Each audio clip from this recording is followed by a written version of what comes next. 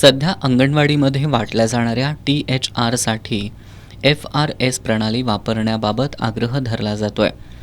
परंतु सदर प्रणालीमध्ये दोष असल्यानं ते शक्य होत नाही. असं असतानाही प्रकल्प पातळीवर महिलांवर दबाव आणला जातोय. या निषेधार्थ आणि अन्य मागण्यांसाठी पूर्व प्राथमिक सेविका आणि अंगणवाडी कर्मचारी महासंघाच्या वतीनं इचलकरंजीतील एकात्मिक बालविकास कार्यालयासमोर निदर्शनं करण्यात आली. FRS प्रणालीमधील तांत्रिक दोष दूर करावा. 1 मे ते 31 मे या काळात अंगणवाडी सेविका आणि मदतनीस यांना एकत्रित सुट्टी देण्यात यावी. थकीत मानधन तात्काळ देण्यात यावं. कमी पटसंख्येच्या असलेल्या अंगणवाडीबाबत शासन निर्णयाची सविस्तर आणि स्पष्ट माहिती सेविका मदतनीस यांना देण्यात यावी.